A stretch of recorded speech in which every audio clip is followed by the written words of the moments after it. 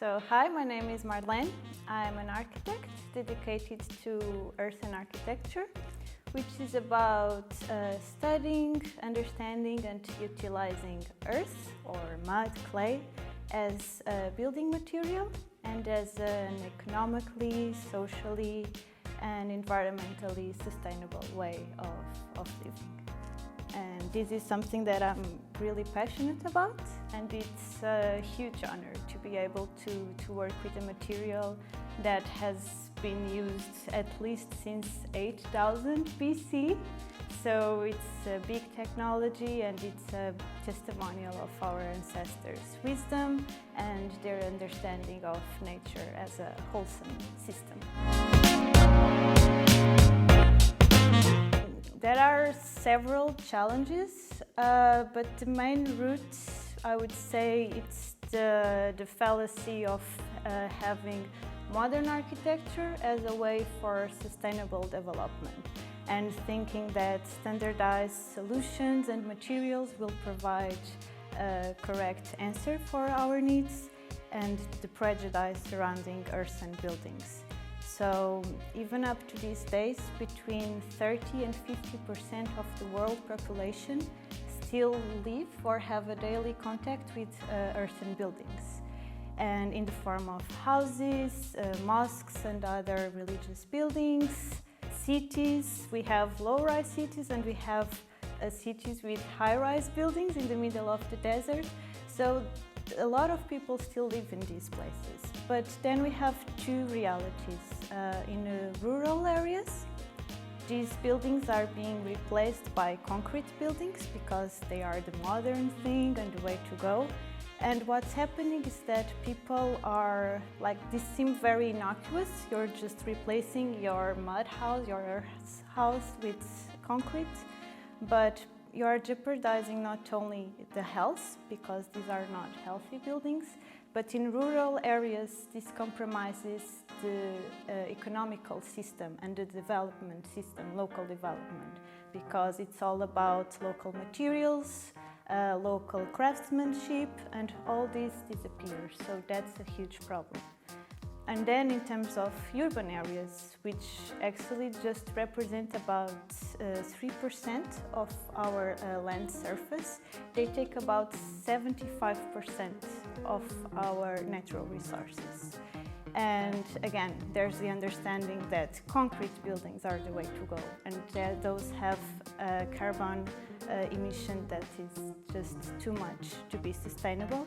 And these days we believe that buildings that are concrete, steel, glass, and they have some greenery hanging from the balconies or some solar systems, some solar panels that are actually highly toxic and not recyclable, that those are sustainable. So how do we change this mindset? How do we say like this is not working? Like the discussion is happening, but it's still about the wrong solutions. So concrete, for example, it's a dead material. It's as dead as it can be. When you enter a house made of concrete, it's rotten already. While raw earth, it's alive and it's breathing. So the buildings are healthy, the air is cleaner, it has an amazing thermal response, so it adapts to the outside temperature, it has the lowest carbon emission.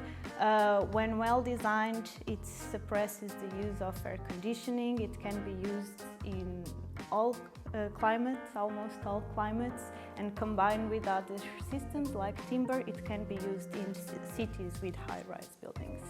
But this is a discussion and a challenge, like how to make this a solution. Because in the end, we are talking about mud, and it's like, okay, let me show you a house made of mud, and that is complicated. Yes. It's definitely my dream path. Like I have very specific goals and things that I want to accomplish. I'm not there yet, but I'm on a very dreamy path.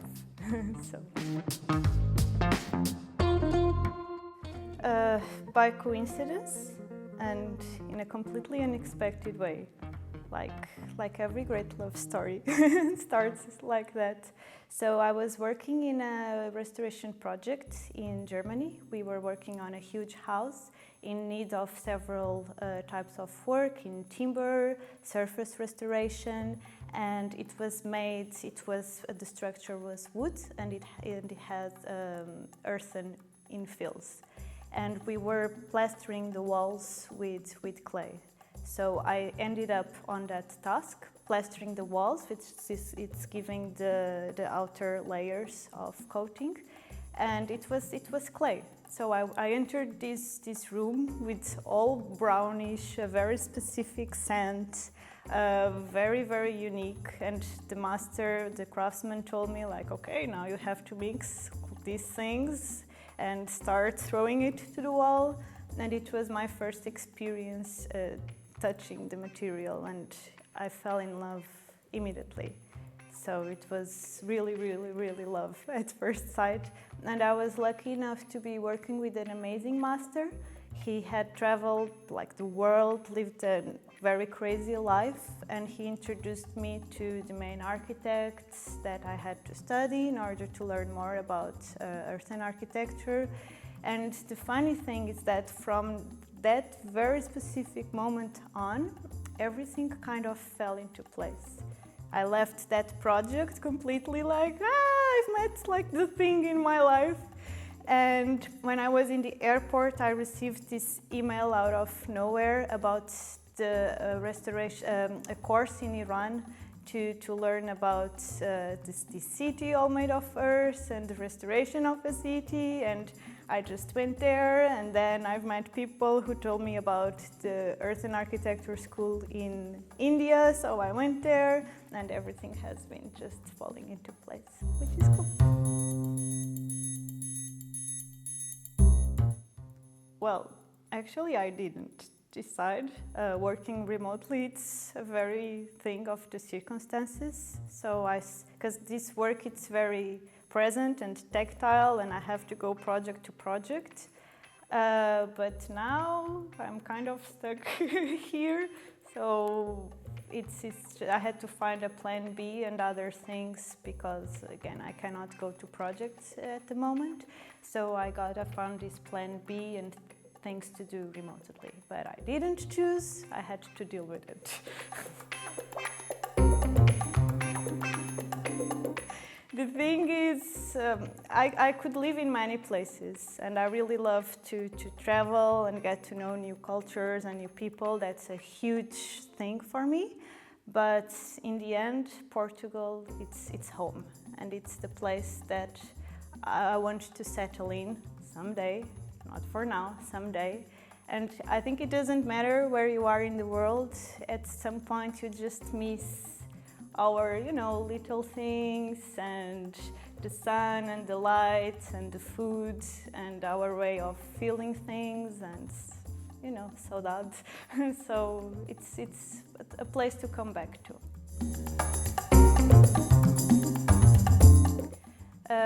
I first started to focus on my theoretical research, my thesis, and it was right after a very traditional, normal job.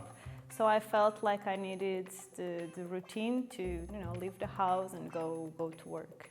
And it was actually a good surprise, let's say, to find out how much of, in a way, a creative hub this is, because you meet so many different people and different backgrounds, and you get a lot of input on your work, and you find out about different things. So it was nice to get that. Because Lobo, it's cute. Lobo, it's so cute. Seriously, it's a lovely space where you just feel at home.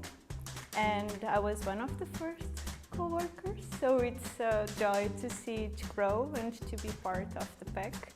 And it's a labor of love, and that is very felt in the space itself.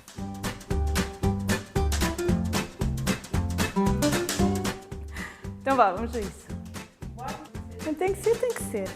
É, em português, very português.